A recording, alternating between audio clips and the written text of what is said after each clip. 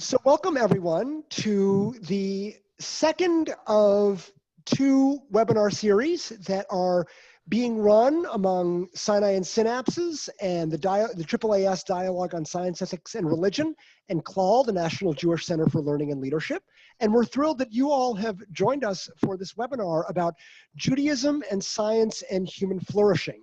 My name is Rabbi Jeff Middleman. I am the founding director of Sinai and Synapses. It is my pleasure to introduce Dr. Ryan Nimick, who is somebody that I've had an opportunity to learn from and learn with through Clal's Rabbis Without Borders program.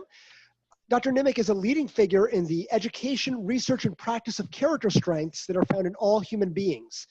He's the author of several books, including Character Strengths Interventions, Mindfulness and Character Strengths, A Practical Guide to Flourishing, Movies and Mental Illness, Using Films to Understand Psychopathology, and Positive Psychology at the Movies. He is the education director of the VIA Institute on Character, a global nonprofit organization in Cincinnati that advances the latest science and practical applications of character strengths. And so, Dr. Nimick, I'm thrilled to be able to turn it over to you to be able to share a little bit about your work on character strengths, Judaism, and the science of human flourishing. Well, thank you so much, Jeff, and really just it's such an honor for me to be here with all of you, and so I just really want to thank all those people that have been part of bringing this together. Jeff, you and Rachel at Clal and Sinai and Synapses, and the whole Dozer team, Warren and Curtis and Say, just so much great work with your collaboration, and I'm just really excited to have a small part of that. And Jeff, as you and I were just talking about before we started here, you know, this work with character strengths and flourishing and positive psychology, these topics we're going to be getting into today, are really becoming hotter and hotter topics here in the world. And, you know, as the science of human flourishing continues to expand, people from various walks of life and various professions are becoming interested in it. And so it's really not a surprise that it would capture the attention and the interest of various rabbis and students and people from other religious thoughts as well. So it's really exciting to begin to be thinking about the intersections with Judaism and really how this can contribute to stronger congregations, stronger rabbis, stronger people in general. So I'm excited to really be here to offer a very brief and general overview of some of the science going on with character strengths. And I'll just kind of rely on people's questions to kind of guide me to other kind of scientific areas or findings with character strengths or best practices, this kind of thing. So I'll hit a little bit on that, a little bit of where this work comes from in the field of positive psychology, a little bit into flourishing, a little bit into mindfulness. I was also asked to make the intersection a little bit with technology, so I'll be happy to do that. I'll tell you a little bit about the VIA and Clal project with rabbis, which is very exciting. I think everyone will want to hear about.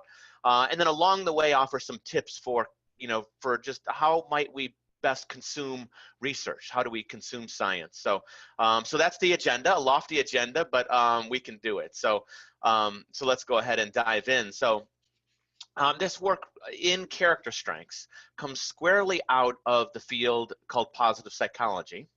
And simply put, positive psychology is the science of well-being. In the late 1990s, the president of the American Psychological Association, Martin Seligman, really framed this field under three areas. And he framed it as it's the scientific study of positive subjective experiences, which is things like positive emotions, positive traits, which is another phrase for character strengths, and positive institutions. So what really constitutes an institution that's positive, or how do we create a virtuous organization? So this was the original definition of the field in the original framework. It has since, of course, broadened and become a lot more than just this, but this was the original piece. And really it came from Marty and other people's observations of psychology and related fields that psychology had traditionally, over the previous 100 years or so, been very good at studying what's wrong in life, very good at looking at deficits, helping people to correct deficits. very good at helping people to overcome addictions and or better manage them at least, or to deal with depression and anxiety and all sorts of problems.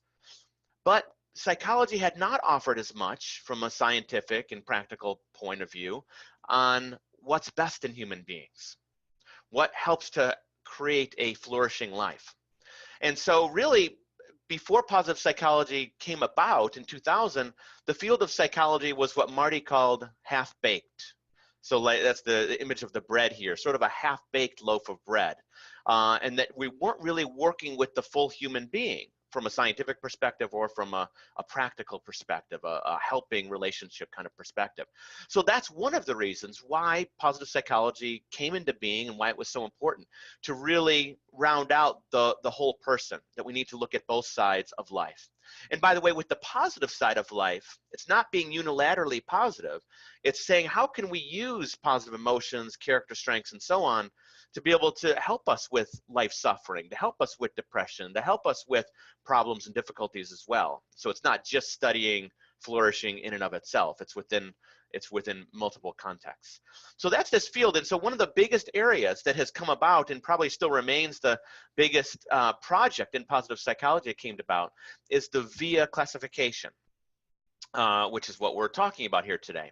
So the VIA classification of universal character strengths came about. It was a 3-year project that started around the year 2000.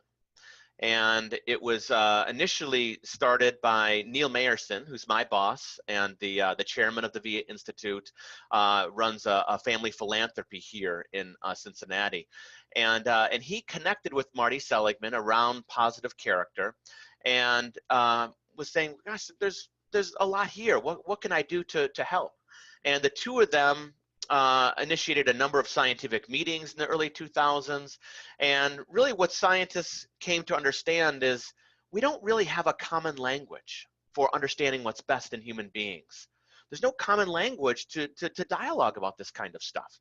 And so they embarked then on this 3-year project that was to be led by Chris Peterson, who's a research psychologist at the University of Michigan before he passed away.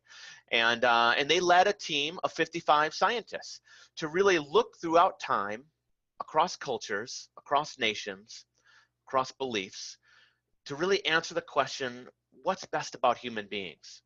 So they looked to all of the world religions. They looked to some of the most remote cultures on the planet. So speaking with the Inuit people in far northern Greenland and the Maasai tribal people far off the tourist circuit in Kenya. And they were wondering, what is best in your culture? And do you have these particular strengths? And what they were finding across philosophies, across religions, is that there was great parallel across these experiences. And from those parallels of 6 virtues, wisdom, courage, humanity, justice, temperance, and transcendence, I'll show those here in a moment, they then looked more closely to derive 24 character strengths, which they use particular criteria to determine what are the qualities that make up wisdom or courage, and what constitutes one of these positive traits that are in human beings. And so they use these criteria to establish that. So character strength has to be something that's measurable and has to be ubiquitous. So it can't be bound into any one culture. So it can't be something like achievement or ambition, since those are more traditionally Western bound traits. So the idea here is that this wouldn't be a Western classification, but a universal classification, a classification that describes what's best in any human being. And so these were some of the other criteria that they looked at. Is the quality, the strength trait light? Is it culturally valued? Is it fulfilling? And so on down the way. And what this amounted to through this 3-year process is this common language of strengths. So these 24 strengths. So you see the 6 universal virtues that cut across religions and philosophies on the left column, and then the 24 strengths that met those criteria to the right there. So this became really, for the first time in history, we now have a common language for understanding what's best in human beings. And a practicing psychologist in St. Louis, Missouri. I'm in Cincinnati here now, where the VIA Institute is, but I was in St. Louis for a number of years, about 8 years or so, seeing clients. And before this classification came about, I was doing the traditional approach of helping to diagnose and treat the what's wrong parts of people. And I would still, I always had wanted to be able to look at what's right, to speak to what's right, but there wasn't this kind of cohesive language. I would kind of find myself repeating myself and hemming and hawing, like, oh, well, you're a good person and you're a nice person. You seem to work hard. You know, I didn't have sort of this kind of language to be able to go by that had this scientific underpinning. And so when this came about, then it helped to really kind of shift my thinking, not only to take a more strength-based mindset, but also in how I worked with people as a practitioner, as an educator, as a teacher. So if we summarize here, so let's put what I've said so far together along with what the research has been saying since this came out. So this came out in 2004, so about 13 years ago. Let's put all of that together into a definition for everybody. So we might think of this work like this, that this VIA classification of the 24 character strengths and 6 virtues really represents a common language of personality traits. So these are traits that are part of our personality, part of the core of who we are. And really then they reflect 3 things, or they lead to 3 things. They're connected with 3 things: identity, positive outcomes, and collective good. So the first, identity. So these 24 strengths reflect who we are. This is kind of identity psychology.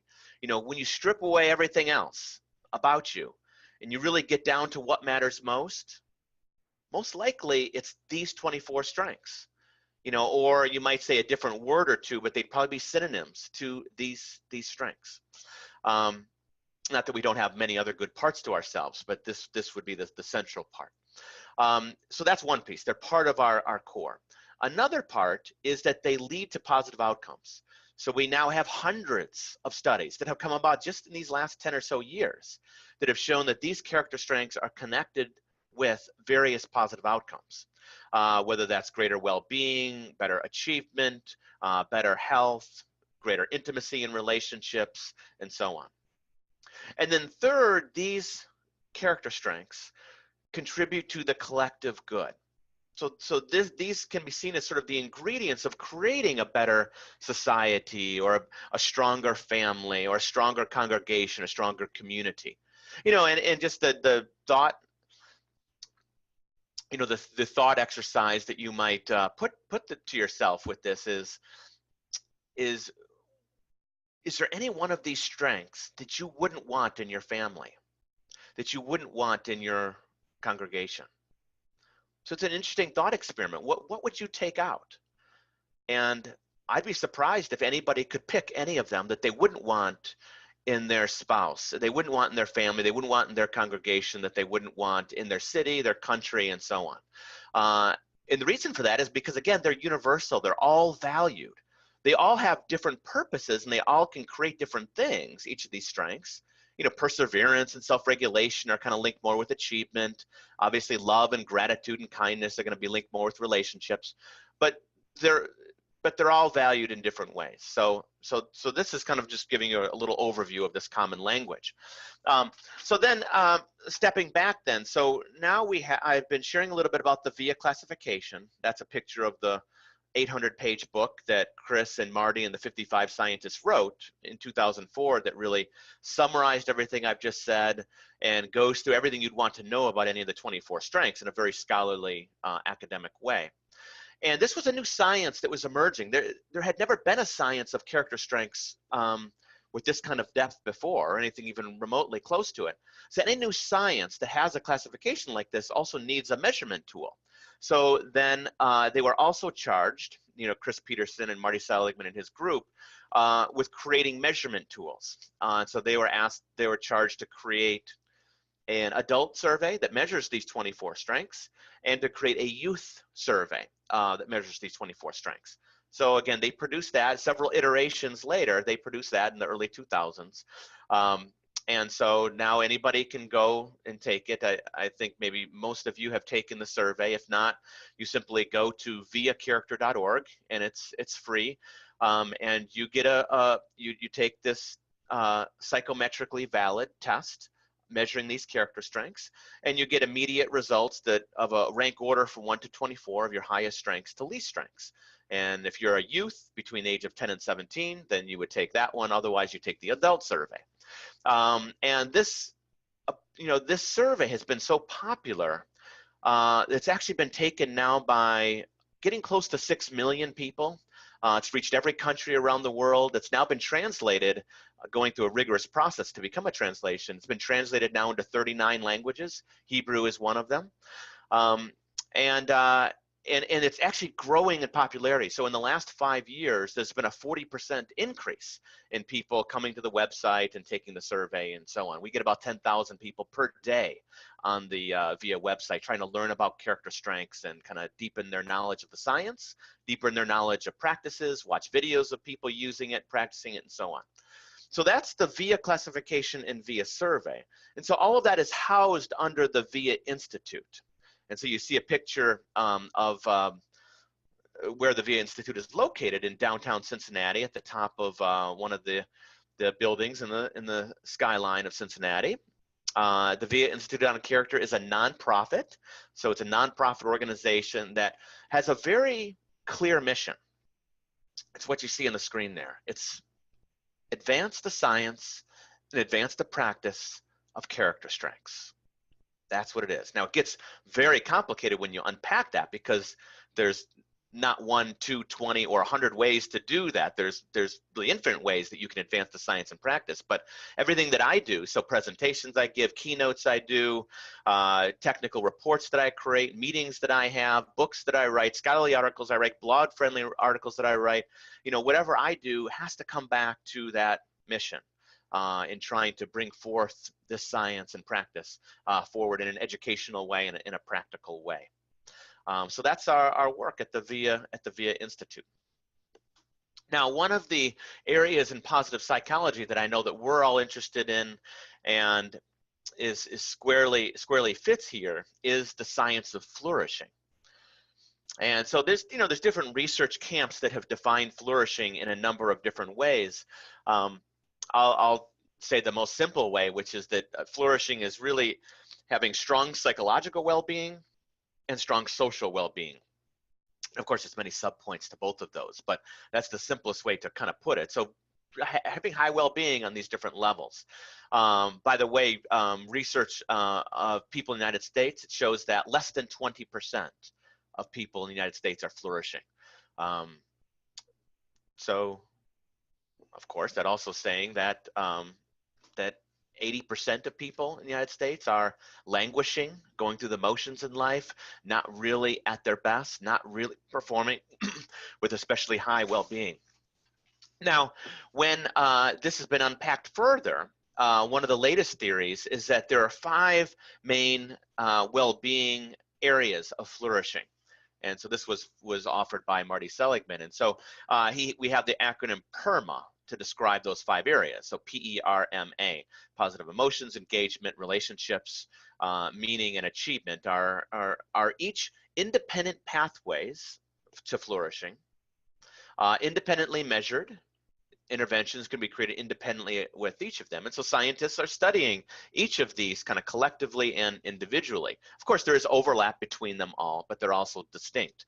So positive emotions is the experience of pleasure in life. And so savoring that piece of chocolate, feeling a lot of excitement as you go on a roller coaster, positive emotions, feeling a healthy pride, feeling joy in the moment. These are positive emotions.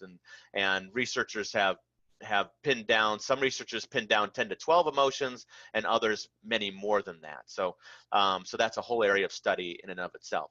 Engagement is kind of a buzzword in the workplace and in schools. Everything seems to be about how do we engage people more. And we know that people that engage more have higher productivity and better meaning at work and so on. So engaging in what we're doing is engagement, being really in the flow with our work. relationships that are positive. So what are the relationships in your life that really contribute to your well-being? Meaning is another pathway. So what are the institutions, what are the experiences that give you a sense of meaning and significance and purpose in your life? So certainly spirituality and religion is one obvious one. You know, people that volunteer in different organizations get a sense of meaning. People can find meaning in the present moment, whatever that moment might be. So meaning is a whole robust area of study. And then achievement. So achievement's another pathway for flourishing, accomplishing things, having a sense of self-efficacy about what you accomplish. Now, a big part of this theory also is this, that it's the character strengths that underpin those 5 areas. That's a key part of the way that Marty put together this theory. So in order to reach positive emotions or reach engagement or relationships, you need to be using your character strengths. So as a question for you, have you ever achieved anything in your life without using perseverance and self-regulation, a sense of hope for whatever it is you're trying to achieve? The area of meaning.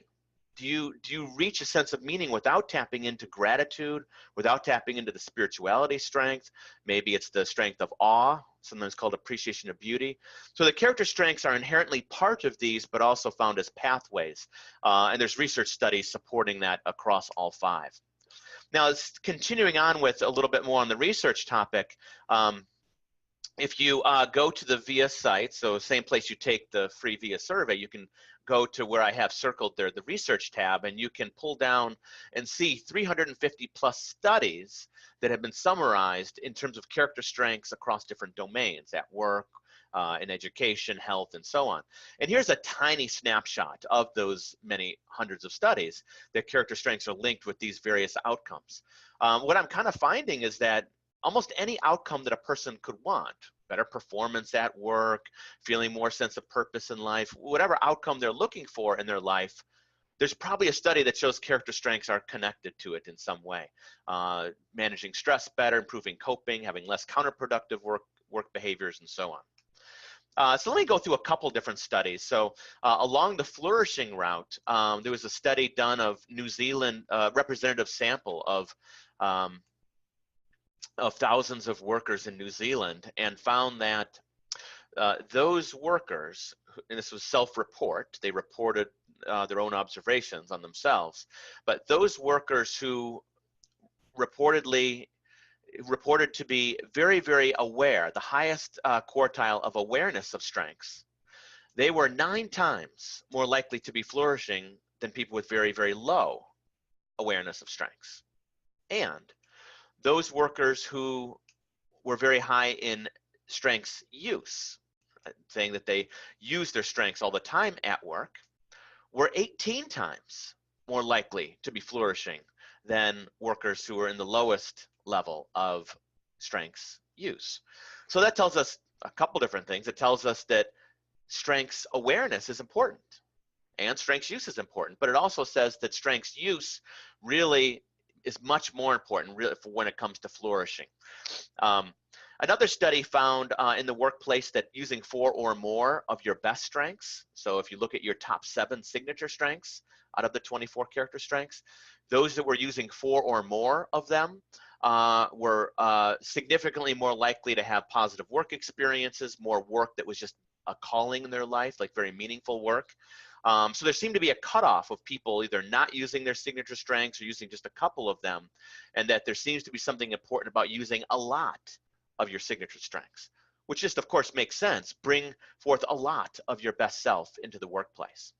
And then an even more recent study that came out last year around looking at supervisor support for the employee's strengths use, or a colleague to colleague support for strengths use. And what this study found is that it was supervisor support of their supervisees or the employees' strengths that mattered most for predicting the employee using their strengths the next day. Which tells us how important it is for the supervisor to be acknowledging their supervisee's strengths, to be reinforcing those strengths, talking about how the employee can use them more in their life, and so on.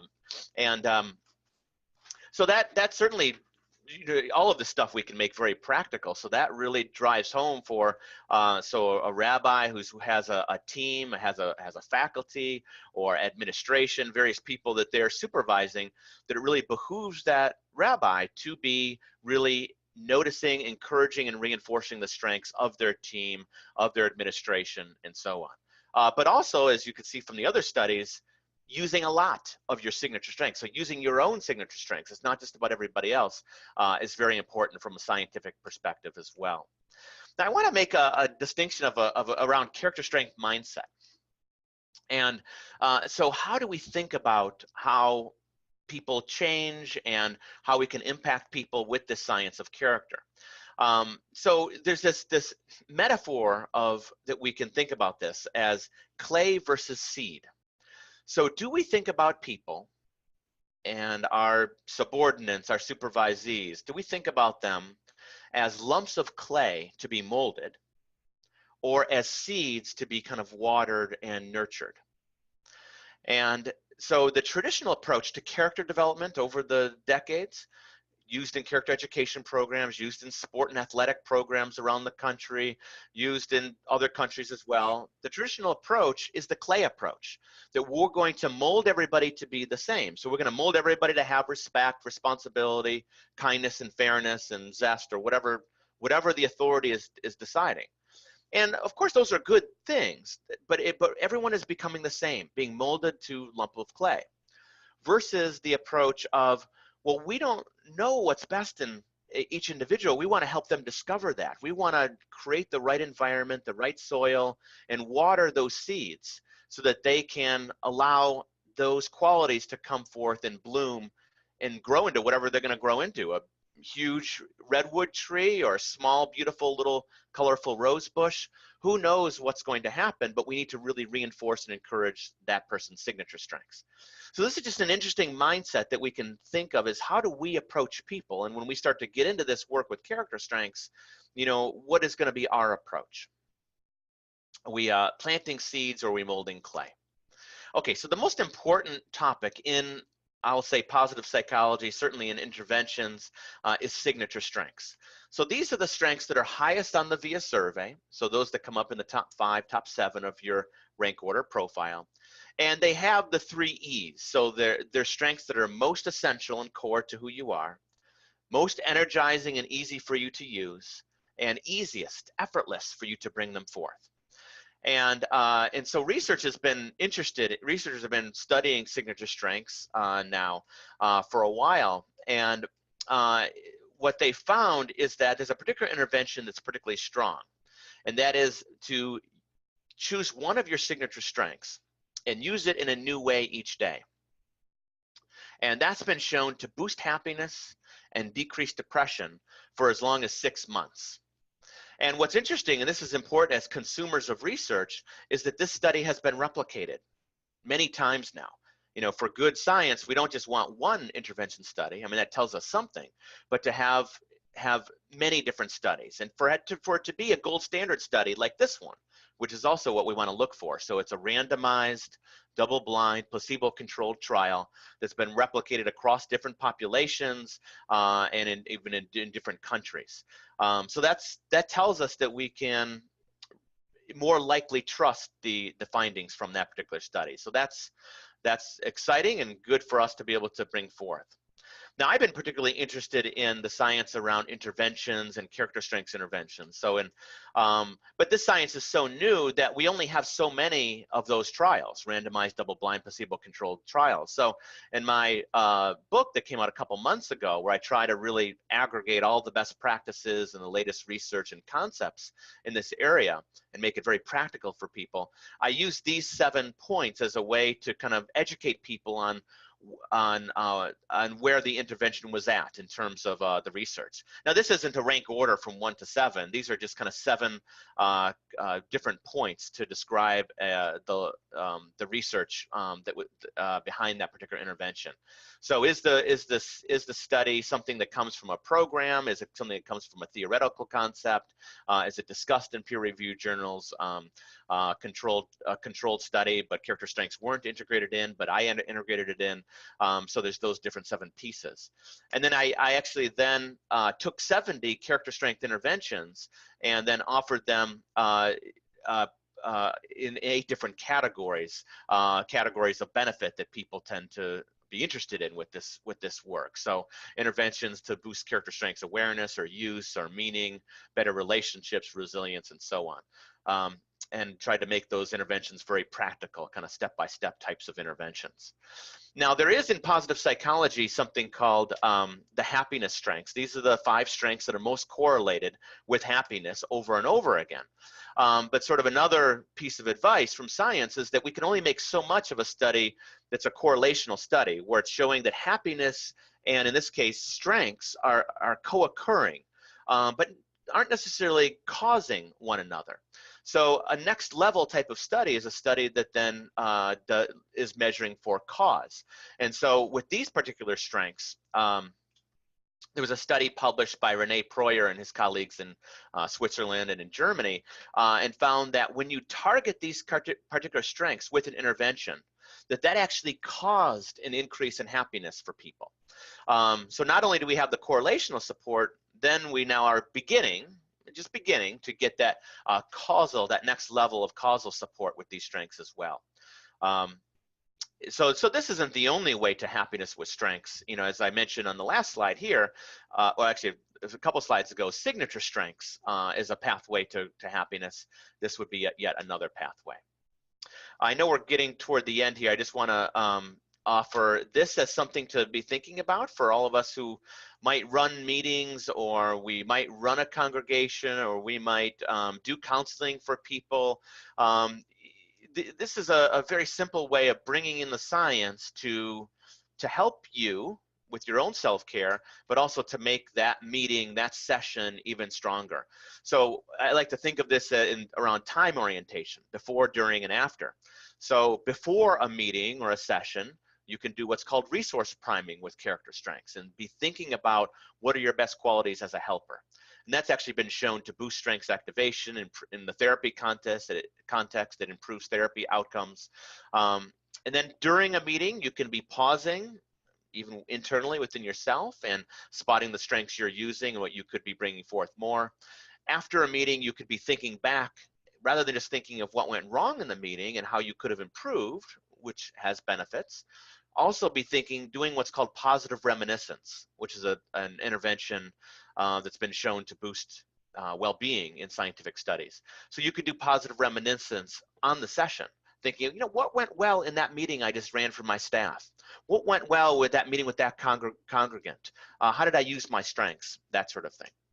I was asked to touch on mindfulness, so let me mention that. So this is one of my other books where I tried to bring the science and practice of mindfulness integrated with the science and practice of character strengths. So summarizing a whole book in 30 seconds, I'll say that there's 2 main ways to integrate mindfulness and character strengths, is really to use each as a lens for the other. So one is to help people to get more regular with meditation or with their mindful living, mindful eating, mindful walking practice by infusing it with character strengths.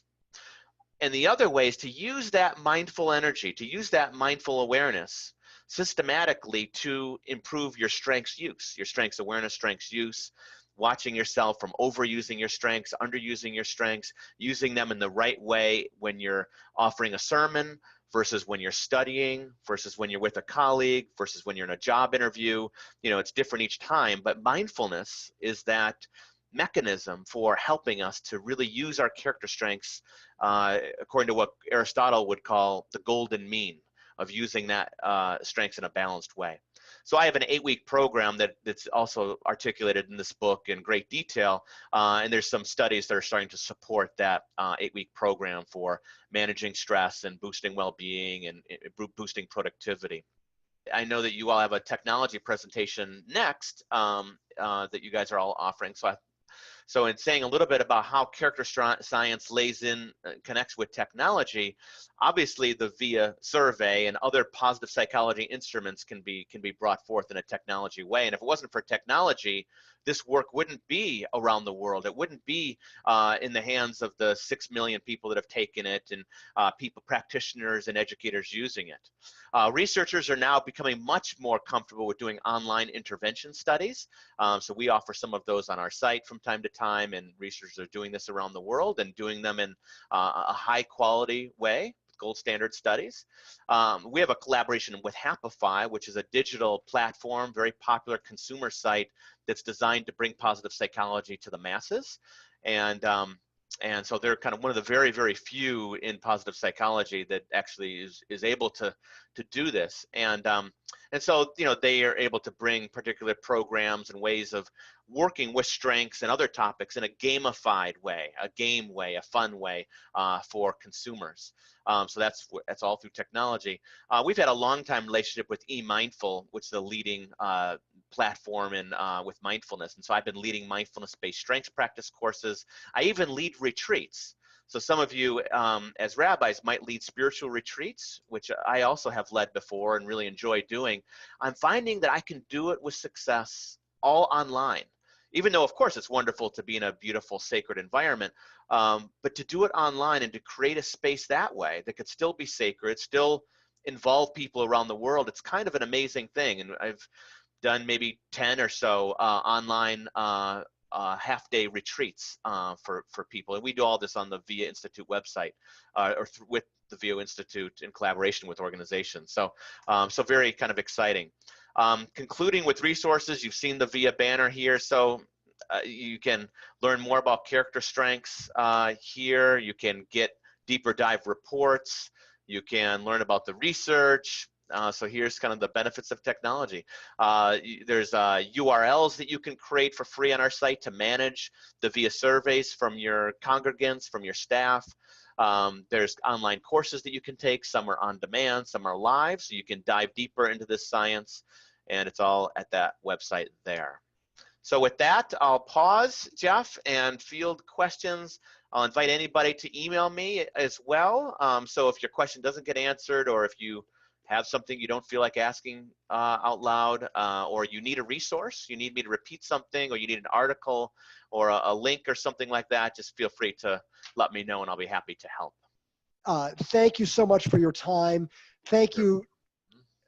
And thank you to Dozer, and thank you to Clal, and thank you to the John Templeton Foundation.